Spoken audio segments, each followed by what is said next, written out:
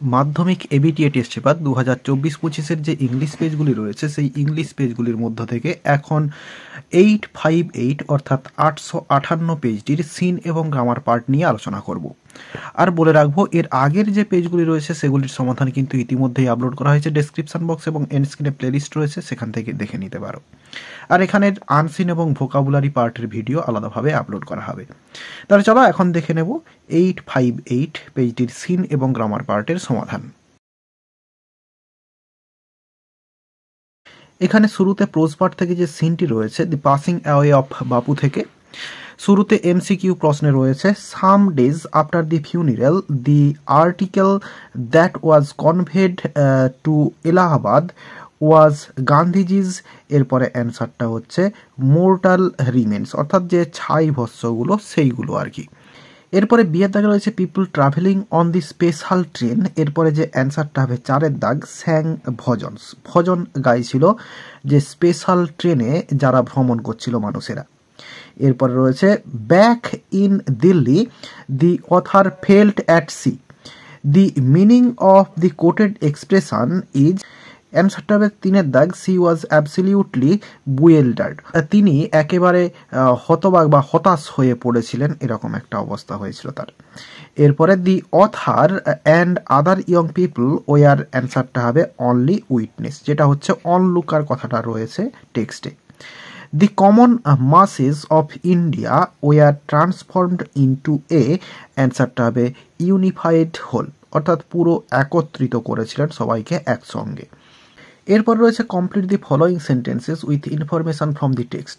রয়েছে the destination of the special train carrying Gandhiji's ashes was, এরপরে dash রয়েছে। তো বলছে দি ডেস্টিনেশন গন্তব্যস্থলটা অফ দি স্পেশাল ট্রেন, যে বিশেষ ট্রেনটা, ক্যারিং গান্ধীজিস অ্যাসেস যেটা গান্ধীজির ছাইভস্য বহন করছিল, ওয়াজ ড্যাশ, সেটা হচ্ছে এলাহাবাদ। অ্যান্সারটা শুধুমাত্র এই এলাহাবাদ কথাটা লিখে দিলেই কমপ্লিট হয়ে যাবে। এরপরে রয়েছে the ashes were immersed in, এরপরে ড্যাশ রয়েছে, ছাই ভস্যগুলো নিক্ষেপ করা হয়েছিল, অ্যান্সারটা হবে এই the Ganges where a huge crowd had gathered at the bank, এতটা পর্যন্ত লিখে দিতে হবে অ্যান্সারে। এরপরে 3-এর দাগে রয়েছে Gandhiji's India would continue to survive among. এরপরে যে লাইনটা রয়েছে এটা হচ্ছে এখানে তুলা নেই, কিন্তু অ্যান্সারটা লিখতে হবে হিজ চিলড্রেন, যেটা হচ্ছে টেক্সট, মেন টেক্সট যেটা রয়েছে সেখানে দেখলে পেয়ে যাবে। এরপরে ট্রু ফলস এবং সাপোর্টিং স্টেটমেন্ট দিতে বলা রয়েছে the author had often walked in processions led by Gandhiji. বলছে অথার প্রায় হেঁটেছিলেন প্রসেশনস অর্থাৎ মিছিলে, যেটা গান্ধীজি লিড করেছিলেন, পরিচালনা করেছিলেন, এটা হচ্ছে ফলস হবে। অ্যান্সারটা এই লাইনে রয়েছে, সাপোর্টিং স্টেটমেন্টটা হবে I had not directly worked with Gandhiji. এই লাইনটা পুরো লিখলে একবারে এই কান্ট্রি পর্যন্ত লেখা হবে। এরপরে 2-এর দাগে রয়েছে she felt that Bapu's absence would certainly aggrieve all the Indians but his sacrifice would not wasted at any rate. তো বলছে সি ফেল্ট, তিনি অনুভব করেছিলেন, অর্থাৎ লেখিকা অনুভব করেছিলেন যে গান্ধীজির অনুপস্থিতিটা নিশ্চিতভাবে পুরো ভারতবাসীকে দুঃখিত করবে বা দুঃখী করবে, বাট হিজ স্যাক্রিফাইস, কিন্তু তার যে আত্মবলিদান, উড নট বি ওয়েস্টেড, সেটা মলিন হবে না বা সেটা হচ্ছে নষ্ট হবে না, অ্যাট এনি রেট, যে কোনো মূল্যে, এটা হচ্ছে ট্রু হবে। সাপোর্টিং স্টেটমেন্টটা এই লাইনটা লিখব we were still there young strong and proud to bear his banner before us, এই লাইনটা হচ্ছে সাপোর্টিং স্টেটমেন্ট লিখব। তবে সব থেকে ভালো হবে যেখানে আগের যে লাস্ট যে হচ্ছে কমপ্লিট দি ফলোয়িং সেন্টেন্সেস, ওই যে গান্ধীজি বা Bapu's India would continue to live in his children, ওই যে লাইনটা রয়েছে ওই লাইনটা লিখলে কিন্তু অ্যাপ্রোপ্রিয়েট হবে। তবে এই লাইনটা লিখলেও কোনো অসুবিধা নেই, সাপোর্টিং স্টেটমেন্ট হয়ে যাবে। এরপর পোয়েট্রি পার্ট থেকে সিন রয়েছে মাই ওন ট্রু ফ্যামিলি থেকে। শুরুতে রয়েছে দি স্পিকার ক্রিপ্ট ইন, এরপরে অ্যান্সারটা হবে অ্যান ওক উড, কবি চুপিসারে গিয়েছিলেন একটি ওক গাছের বনে। দি স্পিকার ওয়াজ সার্চিং ফর, অ্যান্সারটা হবে এ মেল ডিয়ার, এটা হচ্ছে অপশন এ, মানে হচ্ছে কবি বা স্পিকার বক্তা তিনি হচ্ছে খুঁজছিলেন একটি পুরুষ হরিণ, যেটাকে কবিতাতে স্ট্যাগ বলা হয়েছে। এরপর রয়েছে the old women in the wood was, অ্যান্সারটা হবে পোরলি ড্রেসড, অর্থাৎ তার যে পোশাক পরিচ্ছদ সেটা খুবই খারাপ ছিল, জীর্ণ শীর্ণ ছিল, তো সেক্ষেত্রে পোরলি ড্রেসড। এরপরে the old woman had the speakers secret in her, অ্যান্সারটা হবে সিয়ের দাগ লিটল ব্যাগ, তার ছোট্ট ব্যাগের মধ্যে এই স্পিকারের সিক্রেট বা গোপন ব্যাপারগুলি ছিল। এরপরে বিয়ের দাগে যেটা রয়েছে আনসার দি ফলোয়িং কোশ্চেন্স, এগুলো খাতায় লিখে দেখাচ্ছি। এখানে প্রথমে রয়েছে who are refer to here by the expression staring tribe. তো কবিতাতে যে স্টেয়ারিং ট্রাইব কথাটা বলা হয়েছে এটা কাদেরকে রেফার করা হচ্ছে বা কাদেরকে বোঝানো হচ্ছে, অ্যান্সারটা হবে the expression staring tribe refers to oak trees in the poem My Own True Family. তো এই কবিতাটিতে এই স্টেয়ারিং ট্রাইব রেফার করছে এই ওক গাছগুলিকে।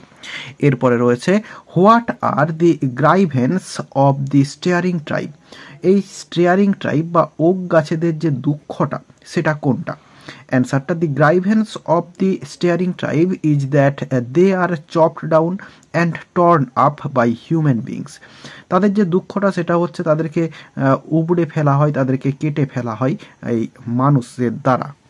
এরপর সেকশন বিতে গ্রামার পার্টে চলে আসবো, 861 পেজে রয়েছে। প্রথমে রয়েছে write the correct alternative to fill up the blanks. On the following Friday I, এরপরে হবে was pacing the little Malgudi railway station in great agitation.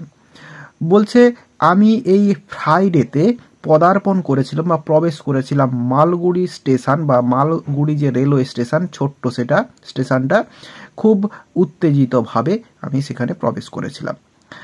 I dash, এখানে হবে আই হ্যাড নেভার নোন, আমি জানতাম না, সাচ সাসপেন্স বিফোর, এরকম যে সাসপেন্সটা আগে আমি কখনো জানতাম না আর কি। সি ওয়াজ সার্টেন, এরপরে to arrive with a lot of luggage and the little child. এরপরে রয়েছে article preposition one morning when Orlando was going, এরপরে অ্যান্সারটা হবে to visit Ganymede, he saw a man lying asleep on the ground and a snake twisted around his neck. As he approached, the snake glided away from the man.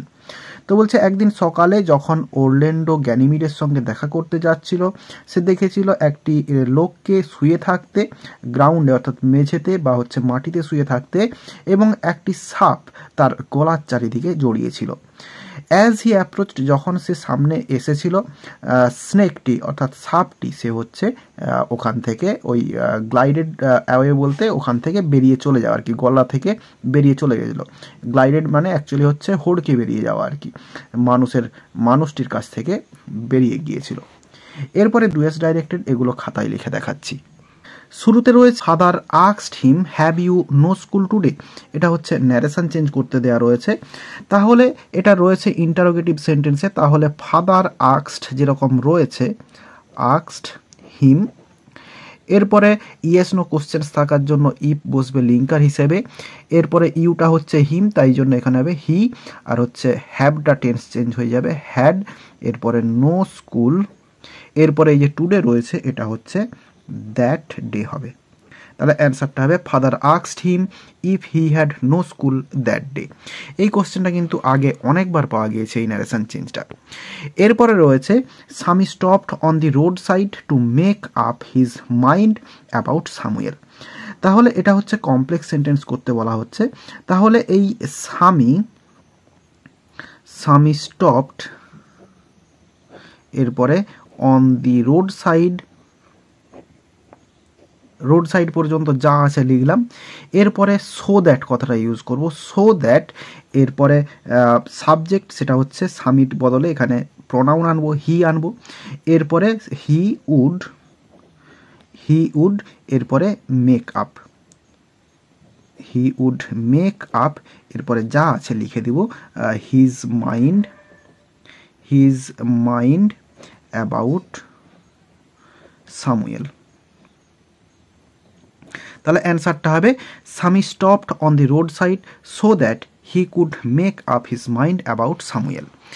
এরপরে রয়েছে একটি voice change, the mountain called the squirrel a little prig.